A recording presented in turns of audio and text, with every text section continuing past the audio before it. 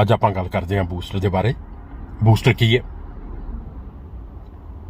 Booster ਕੋਵਿਡ-19 ਔਰ ਇਹਦੇ ਨਾਲ ਮਿਲਦੀਆਂ ਜੁਲਦੀਆਂ ਜਿੰਨੀਆਂ ਵੀ ਬਿਮਾਰੀਆਂ ਨੇ, ਵਾਇਰਸਿਸ ਨੇ, ਉਹਨਾਂ ਤੋਂ ਤੁਹਾਡਾ ਬਚਾਓ ਕਰਦਾ, ਕਿਉਂਕਿ ਸਿਰਫ 2 ਟੀਕੇ ਹੀ ਕਾਫੀ ਨਹੀਂ ਵਾਇਰਸ ਤੋਂ ਬਚਾਓ ਕਰਨ ਵਾਸਤੇ।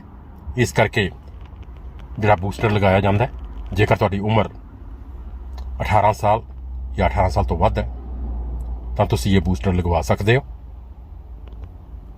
ਕਿਸੇ ਵੋਕ ਇਨ ਕਲੀਨਿਕ ਦੇ ਵਿੱਚ ਜਾ ਕੇ ਤੁਸੀਂ ਲਗਵਾ ਸਕਦੇ ਹੋ।